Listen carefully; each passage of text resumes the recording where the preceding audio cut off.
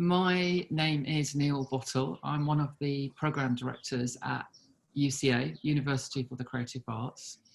Um, I'm here today to talk to you about my professional research practice and also really to give you an idea about what it's like to work in the creative industries and a little bit of a kind of trawl through my background as a designer. The first slide you can see says creative beginnings. And I just wanted to talk to you a little bit about how I actually started. You can see here a picture of my design studio. I want to talk to you today about studying at different levels as well. So during my research talk, I'll be talking to you about studying at bachelor's level, BA, and also studying postgraduate level, MA. So I studied printed textiles at university a long time ago, and I specialised in print for fashion. And I was really interested in studying textiles because I loved the process of printing. Screen printing really excited me, and I loved the idea of transferring the images I'd created onto a range of different surfaces. So this image you can see here is a picture of my design studio. When I left university, I started to work and create my own textiles. So you can see here a 10-meter table with silkscreen printing going on. I trained in the craft of textiles, the hand printing, painting, dyeing, working with materials and using my hands to create my work. This is something which we still value on my programs at UCA Rochester. I'm responsible for the BA Fashion Textiles and also the MA in textiles. At both levels, we have a really interesting combination of hand processes. We have print tables, we have dye vats for working on fabric, we have sewing machines, we can interact with the materiality of physical objects and craft, but also we have cutting edge digital technology. So what I want to talk to you about in these first few slides is how I changed from pre-digital, when I was making things by hand, into the digital revolution. And that's what makes my creative research interesting, because I had a period of time before digital design was available. So here you can see one of my pieces of work, and this is a piece of textiles which is hand painted with brushes and then printed and screen printed on top of. This is a one-off piece that was designed as a wall hanging. This would have been made around 1990, 1995, so it's a long time ago. This is an image of one of my sketchbooks, so you can see my drawing, my painting techniques. After leaving university, I was actually very lucky. I took part in a number of exhibitions in London. I took part in the New Designers exhibition, which we still have our graduates exhibiting at. 30 years later, it's still going, that exhibition, and it's a great platform for our students to get out into the industry. So I really enjoy taking my graduates to New Designers and Graduate Fashion Week as well. So personally, when I took part in New Designers, I won a prize. I won the Textiles Prize. I won some money, which helped me set up my own studio. When I graduated, I didn't really have much idea about what I wanted to do. And I think the reaction to my graduation show was that people were really interested in my work and they wanted to buy things from me. And at that point, I decided to set up my own studio. So I started printing and making work. This image here, you can see, is a fashion accessory. It's a silk scarf that was hand printed for the Royal Academy of Arts in London. Within 2 or 3 years of leaving university, I had done pretty well. I'd won the prize at New Designers. I started to take part in exhibitions. I was quite lucky to have my work featured in a number of magazines. And so my creative practice took off and I started to sell the product. I wanted to create the designs and then actually make the product. So I had to buy all of the equipment and the fabrics, the screen printing table, the steamer to fix the fabrics. So all the money that I was earning, I was investing it in my business and trying to get myself noticed.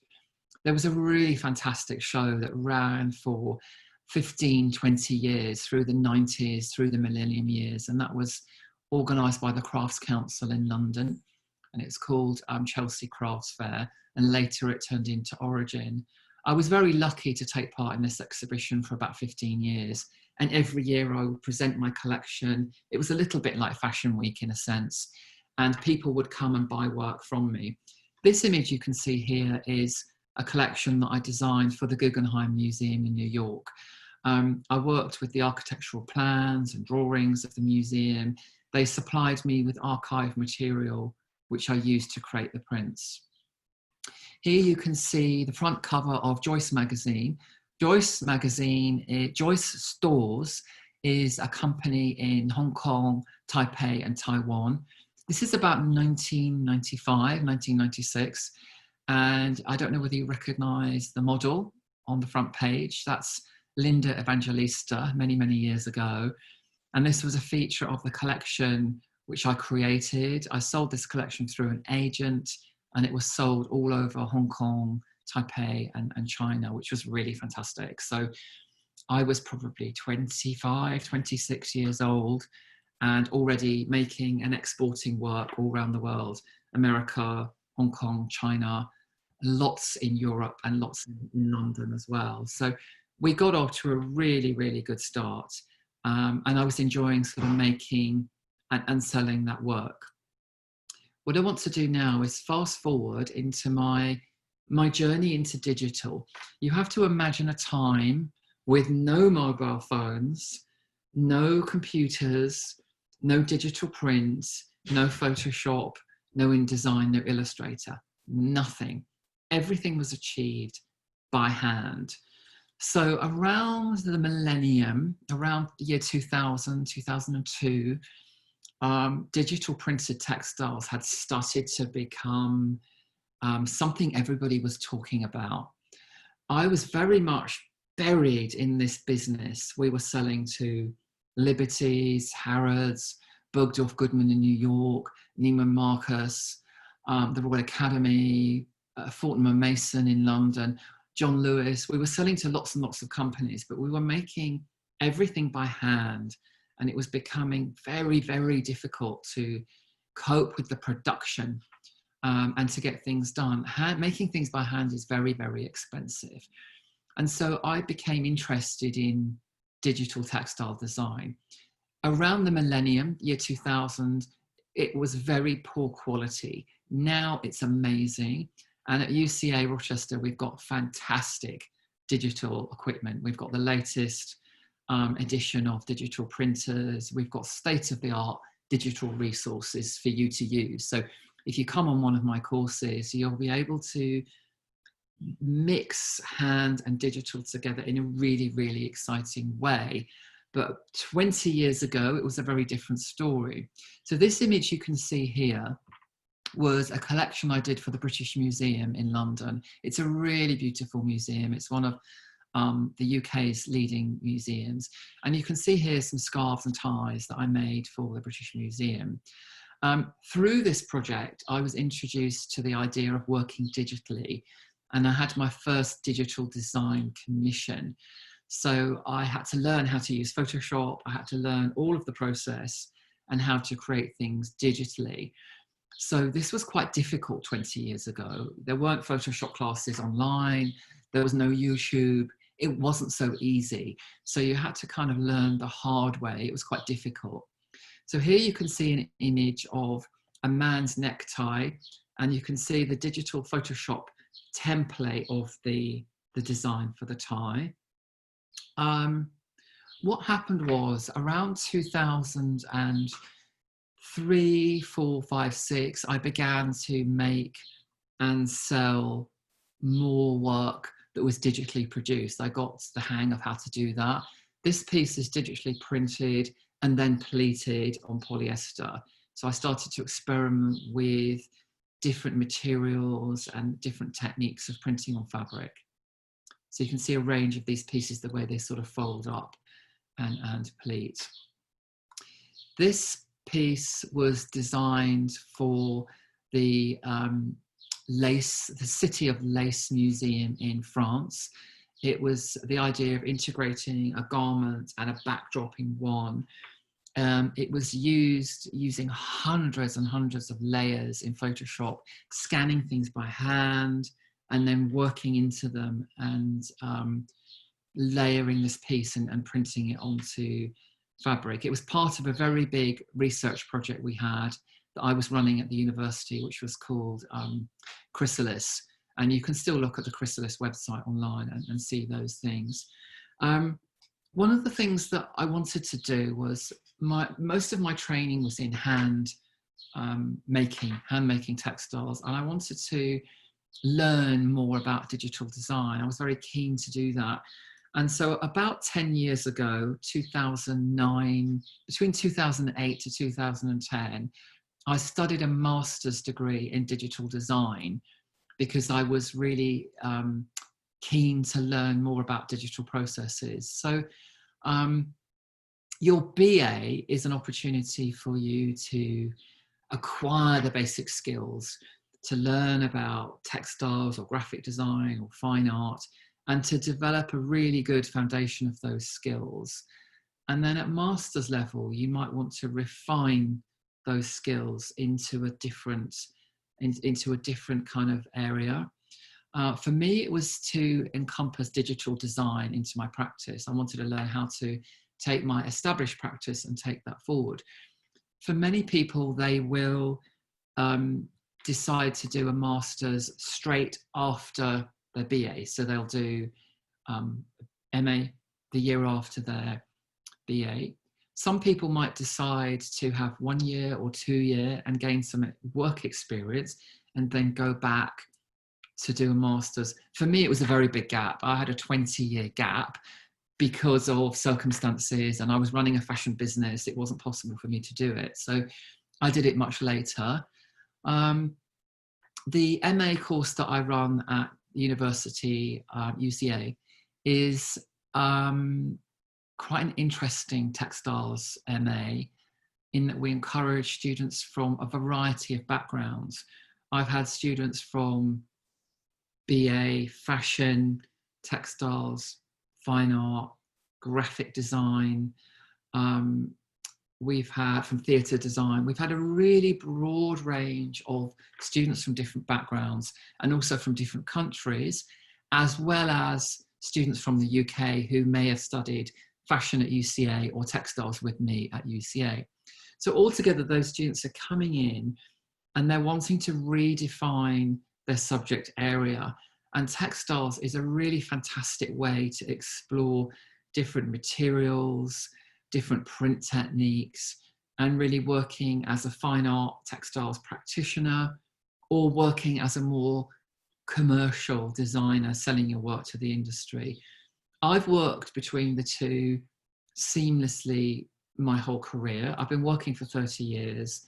Throughout that time, I've been selling fashion collections to companies, department stores and shops, as well as working with architects, interior designers and galleries and selling work in a fine art context.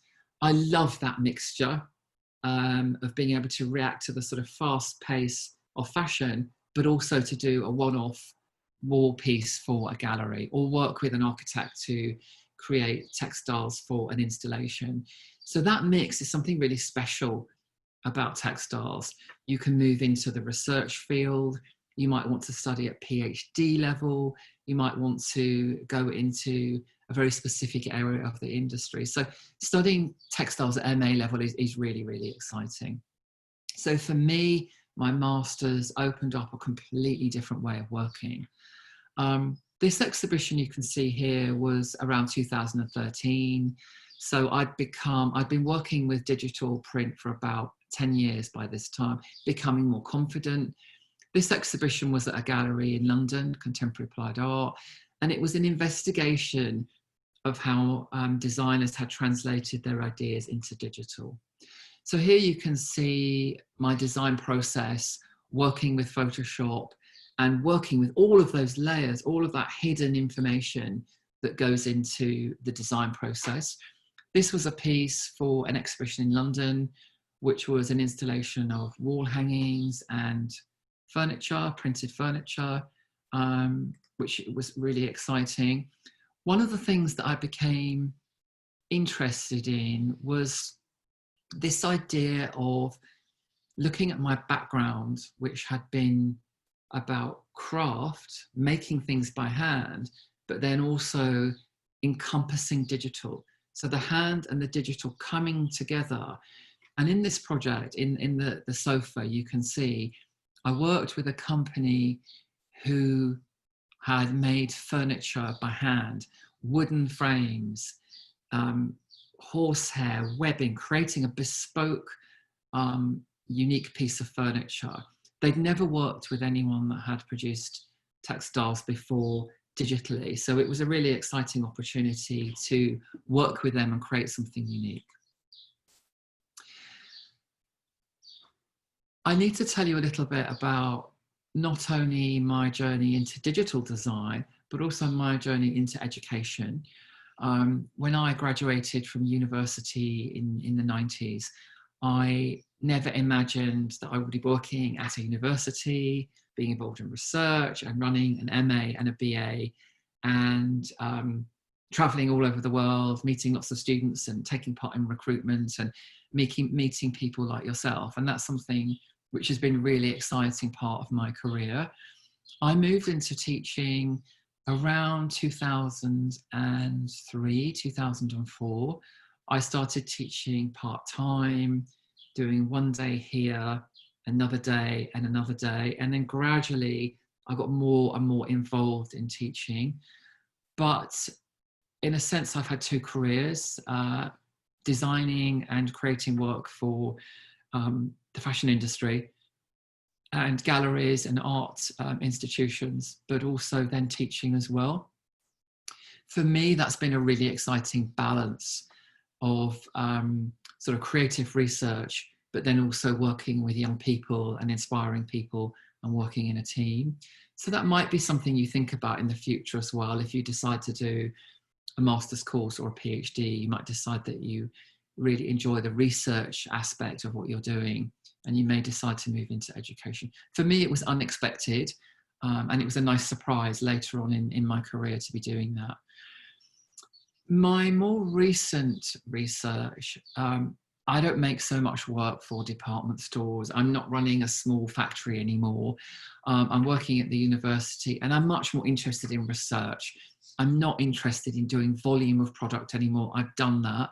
I've moved more into research, and I'm really interested in the idea of how digitization has changed our behavior. So for the last sort of 5 years, I've been working on the idea of craft and technology and behavior working together. And I think it's really interesting that I'm recording this video in lockdown. And I'm working from home in my studio. And it's a time in which digitization has changed our behavior in response to the coronavirus. We're all having to become much more independent, self-directed.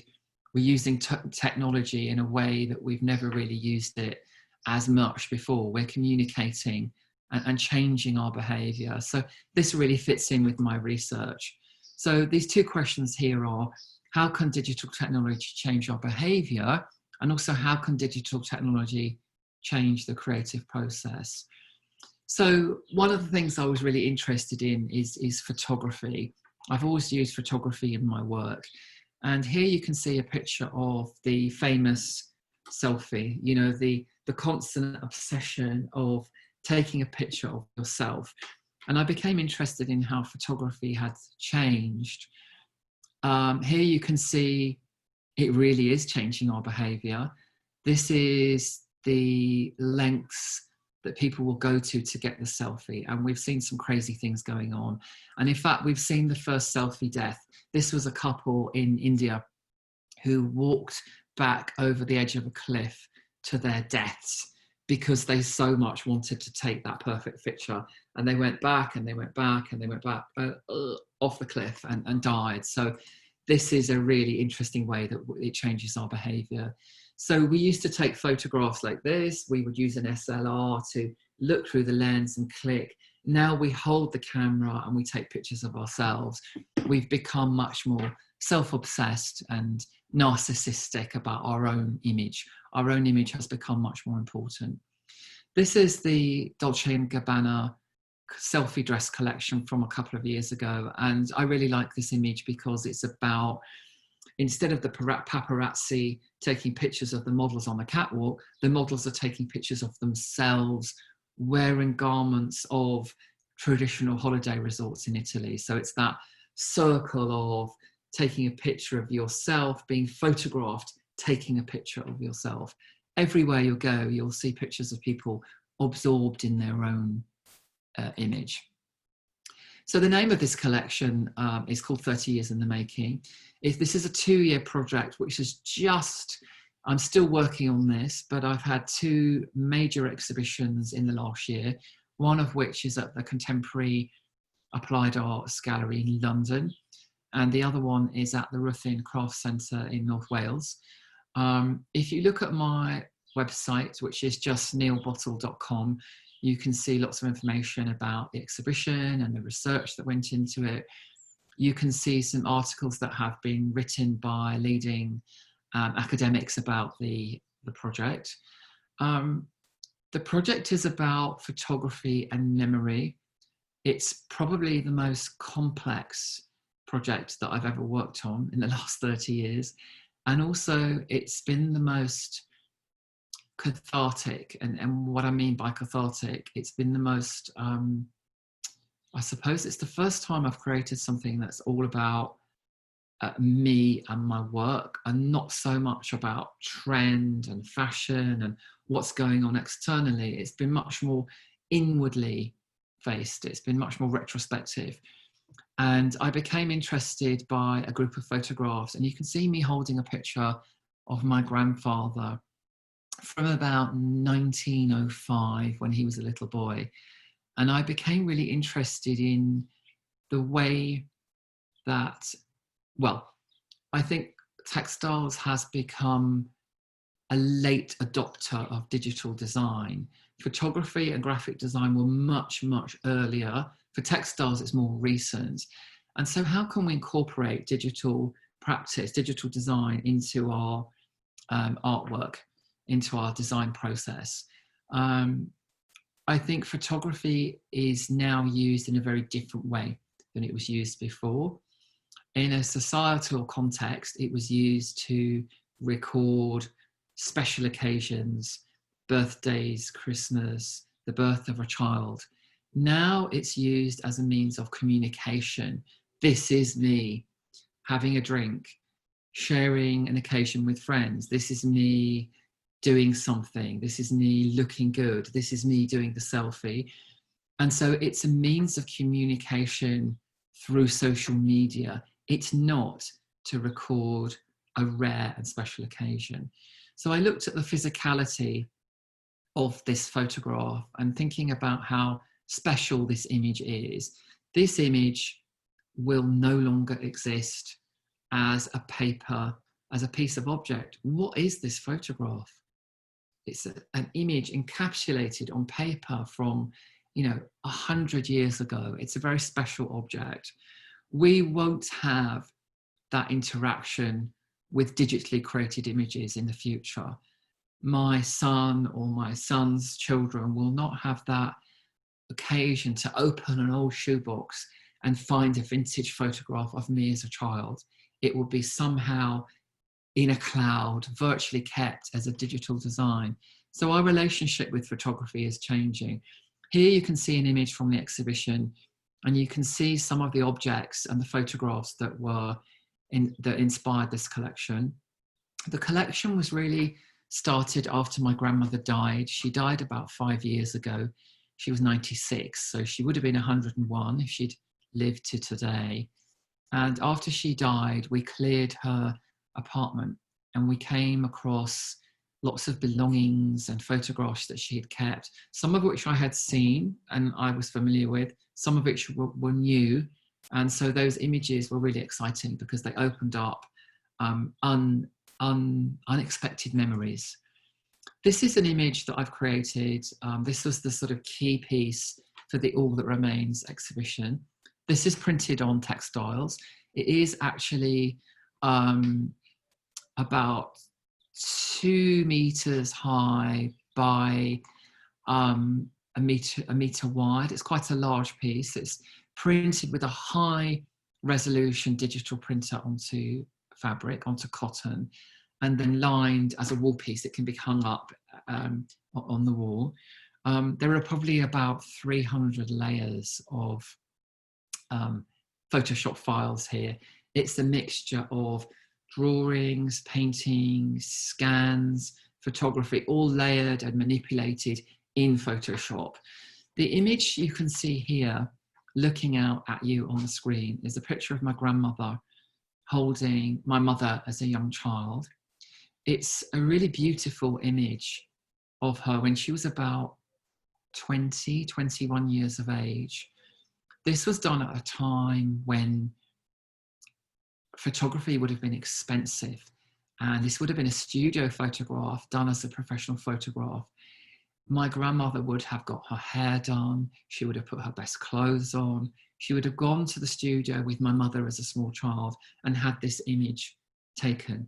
It's one of about 3 or 4 images that exist of her as a young woman with my mother. 3 or 4 images from the whole of that period in her life, compared to the amount of images I have of my son, and digital images is probably into the thousands. So there's something interesting there about the editing process and the historical recording of an image, a moment in time, compared with the way that we use social media now. There are so many opportunities to take the perfect picture. And so we become even more obsessed with ourselves and how we look. Whereas before, photography was a fleeting moment. It could not be edited, it could not be changed, and it was fixed in time. So there's something really interesting in that. If you look at this image, you can see in the background the layers of documentation and imagery. This relates to the times that I remember visiting my grandmother as a small child in a building where she lived. And I later had the opportunity to explore that building and to take photographs of that building, its location. The building has stayed in my family. So I photographed the building, I looked at the location, and I was struck by the memories that the photographs of the building created. The memories of being a child, going to see my grandmother, and she would always be making things. And I think this is where my love of fashion and textiles came from. She would be making a dress to go out to a dance on a Saturday night.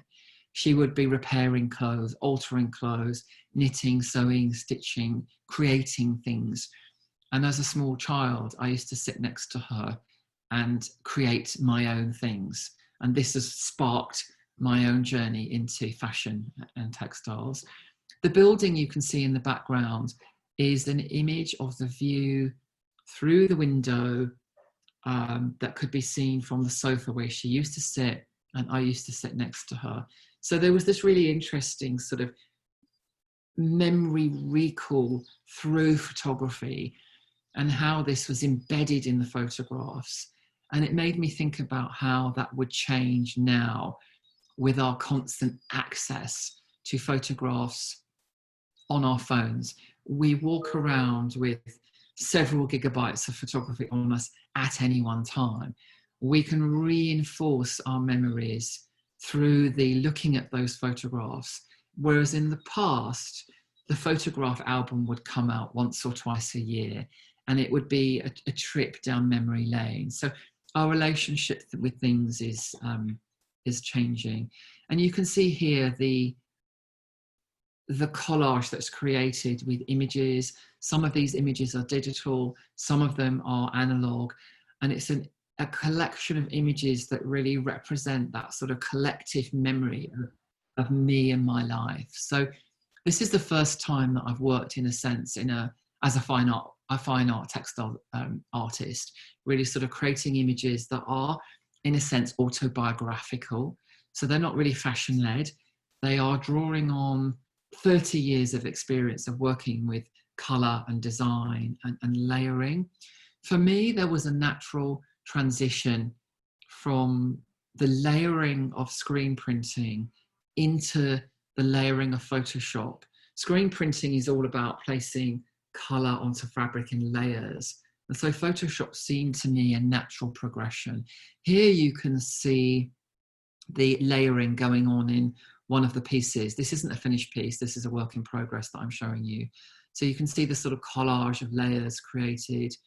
The technical aspect of textiles has always been something which has inspired me. I really enjoy the process and working towards the object.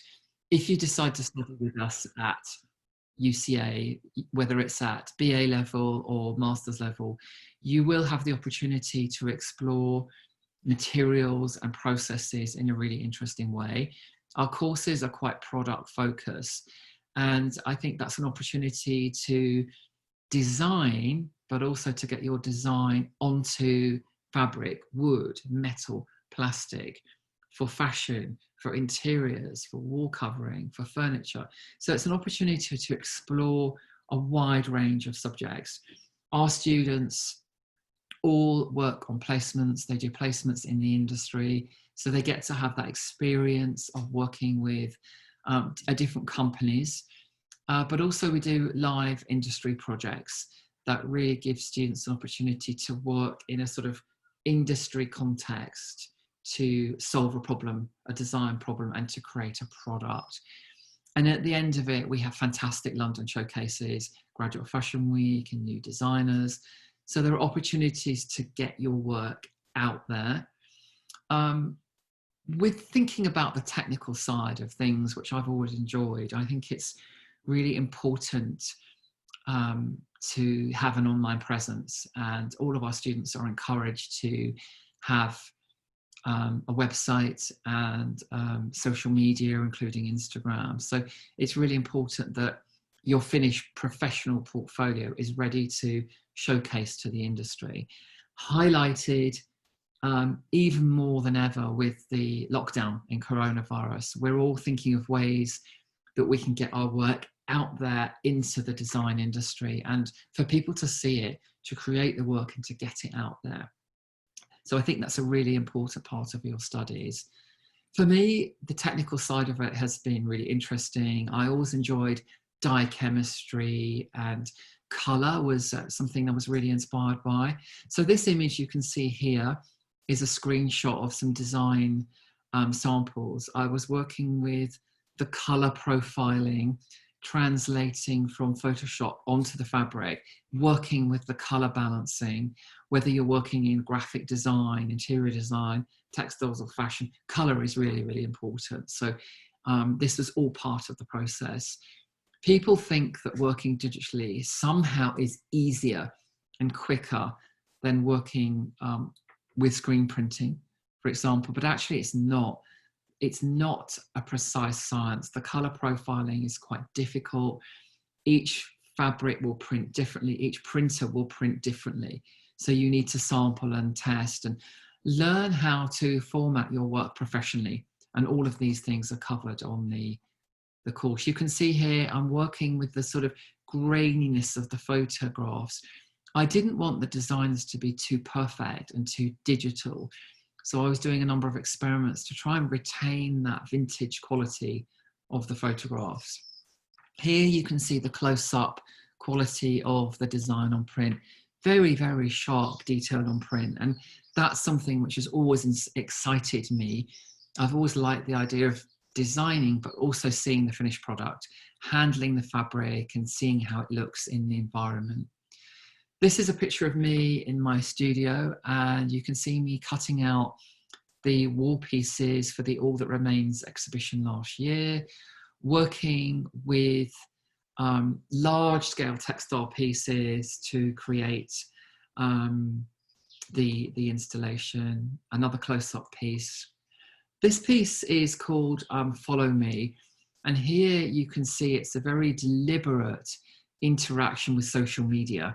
This is a wall hanging which explores our relationship with Instagram, and it was really a play on the idea of the historical analog picture combined with a multitude of digital images that kind of represents me, my life and my creativity. It's an autobiography in textiles represented as a digital piece. Another close up here, you can see the beautiful quality of the photograph is represented very carefully in these digital pieces. This piece is inspired by the oldest photograph that I came across, and this is my grandfather's mother. It's from about 1880, so it's over 100 years old, and it's her as a young child.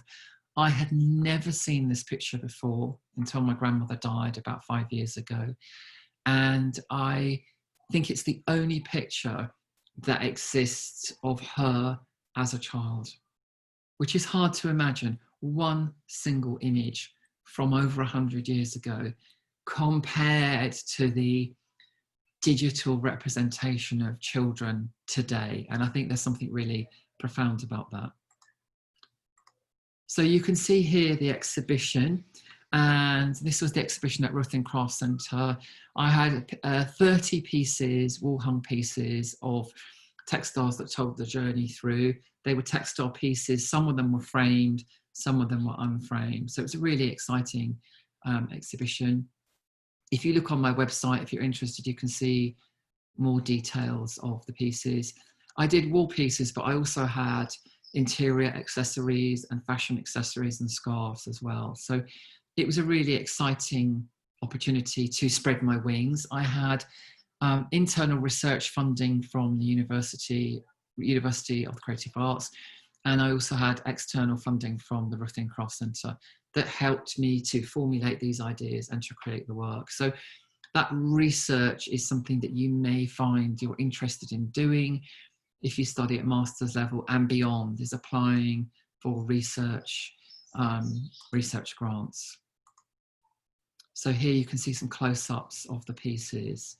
So what I'll do, I'll leave that image up, and just as we draw to a close, I'm just wondering, I think I'm bang on time actually, but I just wanted to open up the floor. If anyone has any questions that they would like to ask me through the chat, please feel free to answer the questions. Just as you're typing that, I'll just summarize. So in summary, my research has taken me on a journey from hand printing, dyeing, working with fabrics, into the digital design specialism. It's taken me from fashion and garment related things into interiors and textile art pieces. I think what's inspired me throughout the years is the variety of opportunities in textiles. I think it's been a very broad subject for me to engage with. And I think if you're not quite sure what area of study to go into, I think fashion and textiles is really, really exciting. There are so many different opportunities for you to investigate. So the first question has just come up. Okay, how did, oh, okay. Yeah, that's a really good question actually from James. How did I come up with the textile designs in the 20 years between your courses? So, okay, what happened is when I graduated from my BA, beginning of the 1990s, I was lucky. I got lucky. I won competitions, got noticed in the press, was a big hit with the buyers. I sold lots of work. So that commercial success is down to a number of things. It's down to hard work, a lot of hard work, but it's also being a little bit of luck. You need a bit of luck in life. And it was about having the right thing at the right time. And then the sheer determination to work through that. So I said yes to everything and I just worked really, really hard. So I got my work out there. The design inspiration had come from a number of sources. I'd always been interested in um, non-traditional textiles. I'd been interested in things that were quite masculine. I'd been interested in architecture and decay and worn surfaces and sort of historical documents and maps and things like that. So my inspiration was quite broad, but it was very much about fine quality screen printing onto fabric for fashion and interiors. So for kind of 15 or 20 years, that sort of fine quality printing resulted in me being known for designing for the Royal Opera House, the British Museum, the Victoria and Albert Museum, using sort of historical buildings and prints and maps and kind of historical documents embedded and collaged and designed. So I became known for that. And so I did quite a lot of designs based on that. I've got a number of pieces in the Victoria and Albert Museum. I've got a piece in the Smithsonian collection in the Cooper Hewitt Museum in New York. I've designed for the Philadelphia Museum. So I became known for doing those kind of prints. So that's what I did. And then I think as I became digital literate, as I became a digital designer, I translated those designs into Photoshop, and it allowed me so much freedom to refine the images and change the scale and change the color. And I loved that freedom that digital design gave me. Also, as you get older, textiles is quite hard work, you know, screen printing, and it's manual physical work. And I didn't want to do that production. I wanted to focus on the design. So the digital skills allowed me to focus on design and not on the making. I enjoy the making, but I want to focus on the design more. In terms of not overworking designs, I mean, that's a difficult one. You have to kind of move away from the design. In the end, you just have to get that knowing when something is finished. I find it quite difficult. I'm not very good at minimalism. I'm a maximalist designer. I have a lot of detail in my work. I find it very difficult to leave space. And 30 years on, I'm still trying to learn about space and leaving space in my designs. So I will try to continue that. In answer to the question about how many students are typically on the courses at UCA, I'll talk about my courses because they're the ones I know best, and the courses in the fashion school. Normally on an undergraduate course, BA course, you'll probably have around 30, somewhere between 25 and 35 to 40 students in a group. This is a really good size. My courses are around 30 to 35 per year. It's a nice size because there's a dynamic, there's enough people to make it exciting, but not too many. Some big universities have sort of like 200 per year group, which is crazy. So I'm the program director. With 30 students per year group, I get to know all of the students. I even get to know some of their work, so I can engage with them and talk to them and look after them. So if you're going on a very big course, the chances are you won't get to know your tutors very well. So we look after you and we do care for your well-being. At master's level, you'll find you're in a smaller group. Master's courses tend to be more like sort of 15 to 20. So you'll be in a much smaller group, which is really, really nice. Related to the group size, you'll often find at UCA, for my courses, there's a great creative community.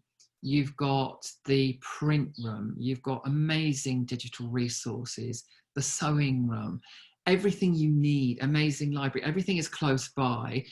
You can just walk from your design studio with your own desk space across the corridor into the print room. And you'll find that that is something which is really important to you, that creative community, to make friends and work with other students. And I think that is something which is part of our kind of old school art school heritage at UCA. We believe in the product, in allowing you to explore and making things. So you'll make new friends and you'll be part of a really good group. Yes, we really encourage you to collaborate with other students.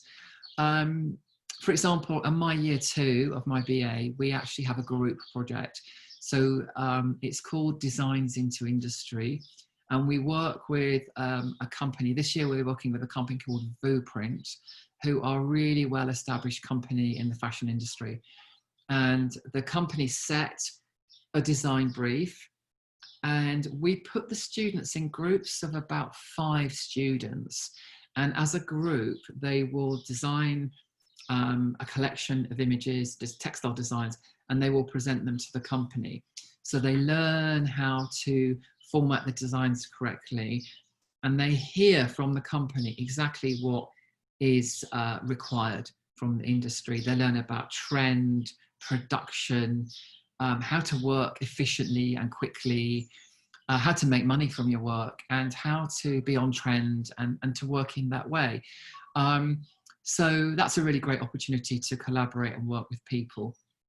What you do also is you learn about your skills. And I think for some people, working in a team is really, really important. That's one of the things I love about my job. I love working in a team. And also, I think if you work in the fashion industry, you learn that you can't do everything. You need to do what you're good at. And if you need to employ a photographer to take a fashion shoot of your images, if you need to work with a graphic designer to develop your website, you do all of those things. And I think collaboration is really, really key. Do students get to keep their work they produce? Yes, of course, yeah. I mean, interestingly, with this project we're doing with Vuprint, the students actually did some really beautiful designs, and Peter is the design director of Vuprint, and he's going to sell some of the second year BA students' work in his collection, so they can actually sell it and make money from the design, from the course, when they're actually still studying. So they're your designs, they're your copyright, and yeah, of course, you get to produce those. In terms of the resources and the facilities, as I've said to you, we have amazing resources on site. We also have a number of shops on site. We've got an art shop with paints and stationery and paper and sketchbooks, but we also have a fabric shop, and you can buy specialist fabrics for digital printing or hand printing. So they're subsidized and they're at a lower cost than outside. So everything you need to make your work is there on site. So you buy it, the fabric is there, and you create that, and you can do things. People make amazing collections of garments and they get to keep them. If you want to make something for fun and you want to wear it, you can do it. It's all available. So there are lots of sort of exciting opportunities to create different product. We have a fantastic graduate of mine who's studying on the MA course at the moment. She's called Elizabeth Wibley, and you can follow her on Instagram. She has 28,000 followers, and she's currently studying on the MA course. She's building a brand that is ready to go out there. She's already selling her work while she's studying. That's what it's about. We want our graduates to get fantastic jobs and go out there and be successful in the industry. My graduates are now working as senior designers for companies that I've been running the course for 10 years. They've grown up, they've gone on to be senior designers, and they contact me and they ask about graduates. We need a graduate to help us with this project. So I think there's a circular economy developing in our schools where our alumni are key to our success, and they are showing us that they are successful in their work. One of my alumni sent me a link to her website recently. Her name is Phoenix Yang, and she's based in China. She's got the most amazing website. She's all over the press in China.